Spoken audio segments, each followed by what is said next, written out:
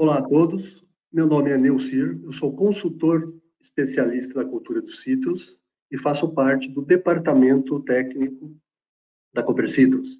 E hoje estaremos falando sobre bicho-furão e o seu manejo. Próximo. Qual que é a importância do bicho-furão? Qual é o prejuízo que ele causa? O bicho-furão é uma mariposa, chama Gymnandrosoma aurantiano, e ele afeta diretamente os frutos. Ele provoca o seu apodrecimento e, consequentemente, a sua queda, deixando inviáveis tanto para o consumo in natura quanto para a indústria de suco. Próximo. Em função dessa queda, o Fundecitrus vem realizando já algumas safras, ele vem medindo as últimas safras, quais as causas que derrubam esses frutos. E como a gente pode observar nesse quadro, e o bicho-furão, juntamente com a mosca da fruta, tem uma porcentagem bastante alta na queda dos frutos. Nessa última safra, 19 e 20, nós observamos aqui de 4,29% da safra foi perdida em função do bicho-furão e mosca da fruta. A gente acredita aqui que, dentre essas duas pragas, o bicho-furão é o maior responsável por ela, ok? Se a gente observar que nós tivemos uma produção de mais de 380 milhões de caixas de laranja nessa safra, essa perda é estimada em aproximadamente 16 milhões de caixas de laranja perdida em função dessa praga. Então, isso mostra a importância dela na citricultura. Próximo.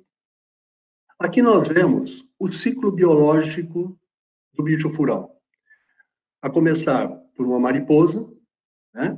Ali nós temos uma fêmea. A fêmea faz uma postura dos ovos. Desses ovos nasce uma lagartinha minúscula. Após algum tempo do seu nascimento, ela caminha sobre a casca da laranja. Aí ela penetra na casca, penetra dentro do fruto. Ela fica no fruto por um período aproximadamente de 30 dias, até 30 dias, onde ela passa por um estágio de pupa, normalmente ocorre no solo, tá? E de acordo com as condições climáticas, ocorre o nascimento de novos adultos. O que é importante a gente destacar nesse quadro aqui é que o controle dessa praga, ele é principalmente sobre a mariposa, sobre o adulto e também sobre a lagartinha após o seu nascimento, antes dela penetrar no fruto. Por quê? Porque essas duas fases, elas estão expostas. Tá? A partir do momento em que a lagarta penetra no fruto, não se consegue mais fazer o controle. E muito menos quando essa crisálida, essa pupa, está no solo. Ok? Então, é importante a gente observar esses fatos para que a gente consiga ter um bom manejo. Aqui a gente gosta de salientar a utilização de alguns produtos quando a gente usa algum adulticida, tá ok? Que vai controlar as mariposas, mas tem um período residual curto. Então, é muito importante a gente colocar junto com esse adulticida um produto de residual maior, um produto fisiológico ou até mesmo um produto biológico, que nesse período, após a eclosão do ovo até a penetração da lagartinha no fruto, esse trânsito que ocorre aí por volta de 2, 3, 4, 5 horas, tá? Ele tem a chance de ser contaminado pelo inseticida e, consequentemente, uma melhora no seu controle. O ciclo de vida dessa praga gira em torno aí de 30 a 70 dias, de ovo até adulto. Essa variação de dias é em função principalmente de clima e da maturação dos frutos. Próximo. Aqui, complementando o ciclo biológico dela, nós vemos duas fotos aqui. A foto superior de uma fêmea, então percebe que ela é mais escura, quase preta, e a de baixo é um macho, mais claro. Uma fêmea coloca aproximadamente 200 ovos, ok? E coloca sempre um ovo por fruto. Então, imaginem só o potencial que ela tem de destruição e de derrubada e de queda de fruto. Portanto, uma fêmea pode derrubar pode provocar a queda de aproximadamente 200 frutos.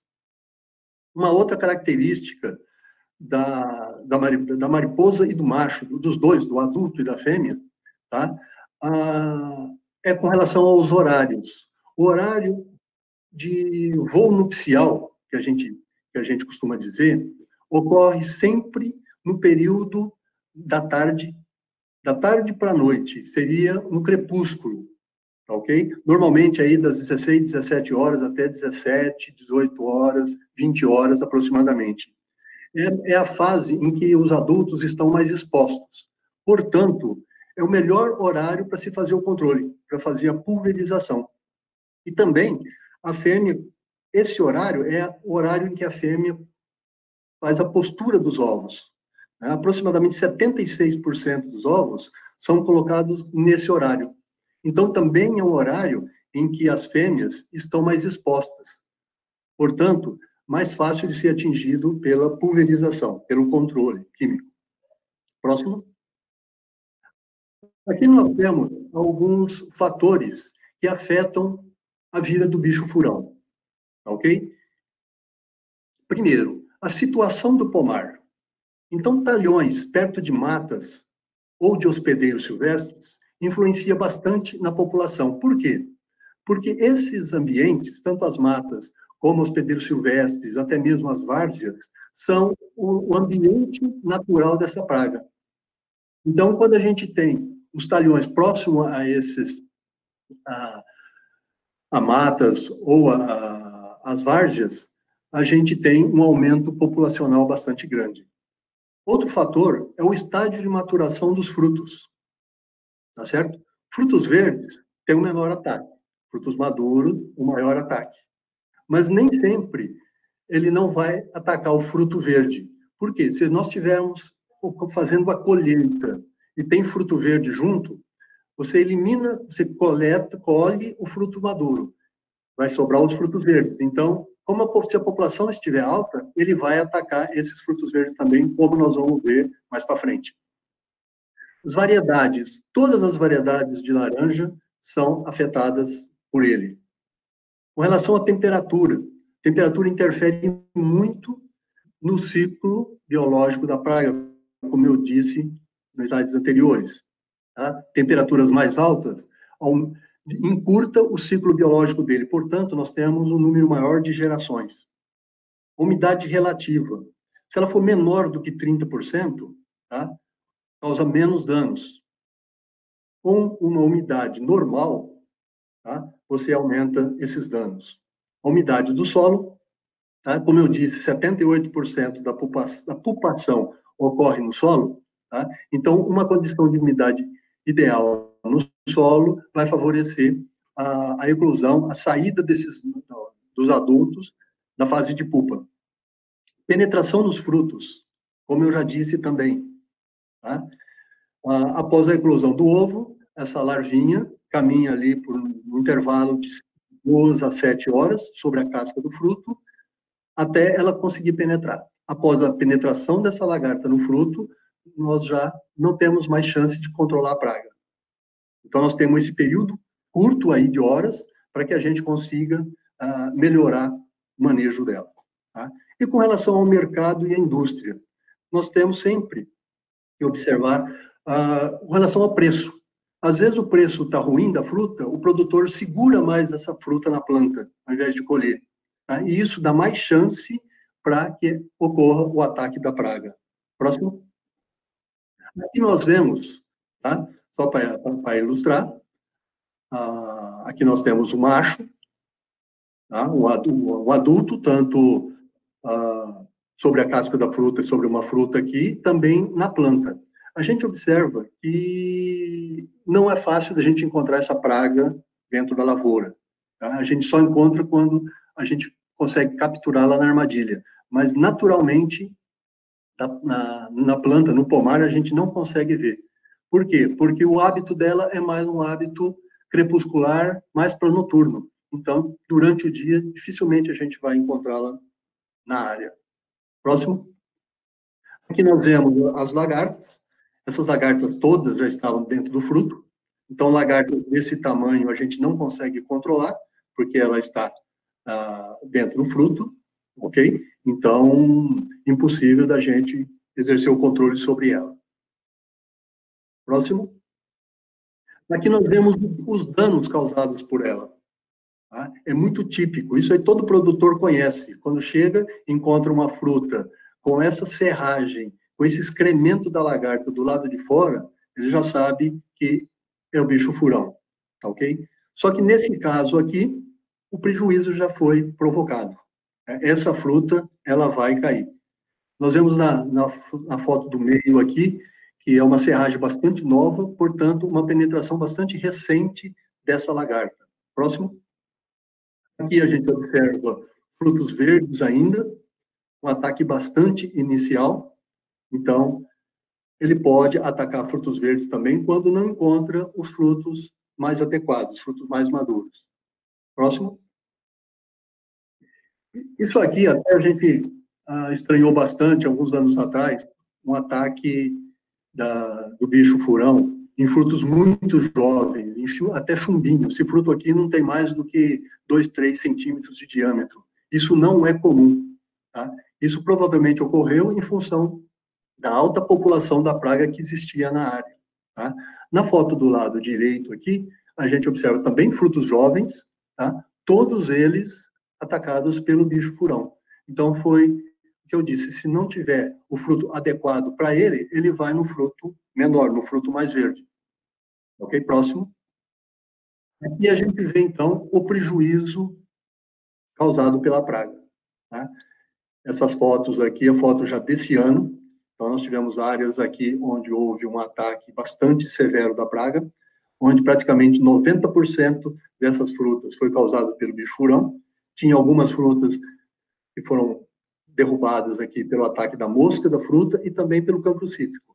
Mas 80, 90% dessa fruta foi em função do ataque do bicho furão. Próximo. Muito comum o produtor ele confundir, tá? Um ataque do bicho furão com um ataque de mosca das frutas. Então, aqui nós vamos colocar algumas situações onde a gente consegue diferenciar uma praga da outra. Por que nós temos que diferenciar essas pragas? Porque o controle de uma é diferente do controle da outra, tá ok? O controle do bicho furão sempre é por pulverização da planta. No caso da mosca da fruta, o controle é feito através de isca tóxica. Então, a gente observa aqui que existe uma diferença bastante grande entre uma lagarta do bicho furão e uma larva da mosca da fruta. Observa pela parte anterior, né, que seria a cabeça da lagarta, no caso do bicho furão, ela é bem pronunciada, no caso da mosca da fruta, ela é bem pequena, bem diminuta. E outro aspecto é quando a gente toca nessas lagartas, a lagarta do bicho furão ela é bastante ágil. Já a mosca da fruta, ela é mais lenta, ela não tem uma agilidade tão grande quanto a do bicho furão. Próximo. Aqui a gente observa o sintoma na fruta. Né? Observa que é bem parecido um sintoma do outro. Isso que às vezes confunde muito o produtor. No bicho furão, na foto aqui da esquerda, a gente observa que é uma podridão seca, certo? E tem o excremento do lado de fora. Isso é comum, isso é típico dessa praga. Já na foto da direita, que é um ataque da mosca da fruta, a gente observa que tem uma aparência de podridão mole ali, tá ok? E nós sempre temos esse orifício, tá? Esse orifício aberto. Por que ocorre esse orifício? Por que ele aparece? É o seguinte, o bicho furão, como eu disse, a lagarta, o adulto, a mariposa, ela coloca os ovos na casca do fruto, tá? Nasce a lagartinha e ela penetra no fruto, tá ok? Já a mosca da fruta coloca os seus ovos dentro do fruto. Então, quando a gente vê esse orifício, é o orifício de saída da lagarta, tá? Ambas, a lagarta e a larva, elas fazem a fase de pupa, elas passam a fase de pupa no solo. Então, elas tecem uma teia que leva até o solo, onde ocorre a fase de pupação, tá? Então, quando a gente encontra uma podridão mole, tá? Com orifício, isso é mosca da fruta. Se a gente colocar o dedo nessa podridão mole, a gente vai observar que o dedo chega até a afundar. Próximo. Como essa fruta aqui. Esse é um ataque desse ano, em que a gente observou, tá? Tinha as duas pragas, e a gente foi mostrar para o cooperado a diferença entre uma e outra. Então, observa essa fruta aqui, é uma podridão mole, tá? Aí colocamos os dedos ali, o dedo realmente ele afunda, essa fruta já está podre, e observar o orifício aberto ali, indicando a saída da larva. Próximo. Controle do bicho-furão. O controle racional do bicho-furão, ele deve começar com o correto monitoramento da praga adulta, e nem tanto pela amostragem visual. E se observa o percentual de frutos atacados no pomar. Tá ok? Por quê? Porque quando você observa o fruto atacado, tá? Quando você vai fazer essa amostragem visual, você já vai ver aqueles sintomas que eu mostrei. Então, o prejuízo já ocorreu. Tá certo? Já com o monitoramento, isso não ocorre. Por quê? Porque você vai detectar a presença da praga antes de ocorrer a cópula, portanto, antes de fazer a postura, antes da lagarta penetrar no fruto, portanto, antes de causar o prejuízo. Próximo. E para isso, para esse monitoramento, existe uma armadilha que chama Ferocitrus furão, tá certo? É uma armadilha que utiliza um feromônio sexual, tá? Que é uma substância química que é liberada principalmente pelas fêmeas, que vai atrair os machos no momento da cópula, tá? No voo nupcial, tá certo? E esse feromônio da pastilha, ele é aproximadamente 400 vezes mais atrativo do que aquele liberado pelas fêmeas, tá? Contando um pouquinho da história desse Ferocitrus, tá? Um grupo de pesquisadores aqui do Brasil, eles isolaram esse feromônio, extraíram esse feromônio de muitas fêmeas, tá certo? E com essa substância na mão, eles foram até o Japão, aonde lá no Japão uma empresa conseguiu sintetizar, tá certo? Esse feromônio, tá? E a partir desse produto industrializado, desse feromônio industrializado, produziu-se uma pastilha, e essa pastilha vai liberar esse mesmo feromônio que as fêmeas liberam. Ok? Próximo. Então, aqui nós vemos, da direita aqui, uma caixa, né, o Ferocitrus furão. Ele é distribuído pela Cooper Citrus, que é quem detém o registro dessa armadilha. E aqui do lado direito, a gente vê a própria armadilha, ok? A gente observa ali, tá, umas faixas mostrando a cor vermelha, a cor amarela, a cor verde, onde indica o número de adultos que foram capturados por ela, que é através dele que vai determinar se há necessidade de fazer o controle ou não. Próximo. Aqui, voltando a falar da pastilha, nós temos alguns aspectos importantes para dizer, tá? Dentro daquela caixa vem a armadilha e vem essas pastilhas, esses invólucros prateados. Dentro desses invólucros, então, contém a pastilha, ok? Essa pastilha, ela é envolvida por uma película plástica, tá? Essa película plástica não pode ser retirado quando vai se instalar armadilha. Por quê? Porque é através dessa película, desse plástico, que vai fazer a liberação gradativa desse feromônio, ok?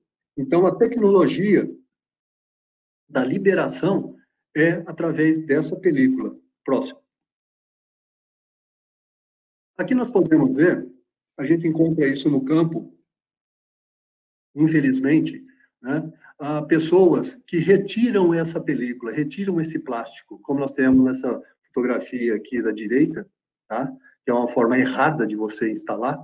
Por quê? Porque a partir do momento que você retirou esse invólucro, esse plástico, a liberação do feromônio, ela é muito rápida, tá certo? Então, provavelmente, ela não vai capturar nada. Por quê? Porque a liberação é instantânea quase, tá? E no lado esquerdo, a gente vê a maneira correta, tá certo? Por quê? Essa película vai liberar esse feromônio por aproximadamente 30 dias. Então, por 4 semanas, essa armadilha, junto com essa pastilha, vai ficar monitorando a área. A gente observa aqui na foto da direita que existe até umas mariposas capturadas aqui, tá? Ao passo que na direita aqui nós não temos nenhuma, temos alguns outros insetos aqui, mas não temos bicho-furão, tá ok? Então é importantíssimo que não se retire o invólucro que envolve a pastilha. Próximo. Então aqui nós temos uma armadilha instalada na planta, tá? Próximo. Então aqui nós vemos uma foto mais de longe, mostrando a que altura essa armadilha deve ficar. Sempre no topo da planta, sempre no terço superior da planta. Se ela for colocada mais no centro, tá? Não vai ocorrer a captura dos machos. Então, o posicionamento dela é importantíssimo.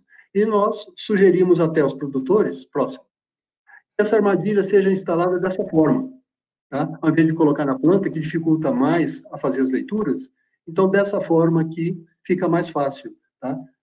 Entre uma planta e outra, coloque-se um bambu. Esse bambu, ele é colocado dentro de um cano, né, de um conduíte que ele é enterrado no chão, e a cada semana que vai se fazer as leituras, você retira esse bambu e você faz a contagem dos adultos capturados. É muito mais prático. Próximo. Então, aqui nós temos as estratégias para o uso do Ferocitrus furão. Tá? Então, instalar a armadilha no ponteiro das plantas. Isso é importantíssimo, independente de sua idade e altura, ok? A pastilha com feromônio e armadilha deve ser trocada a cada 30 dias, tá? Aproximadamente 4 semanas. Reconhecer o adulto do bicho-furão capturado na armadilha, tá? E instalar armadilha, uma armadilha a cada 10 hectares. Ou aproximadamente, uma armadilha fica distante uma da outra 350 metros. Tá? Então, se você fazer um raio de 175 metros, tá? Vai dar esses 10 hectares que uma armadilha vai monitorar.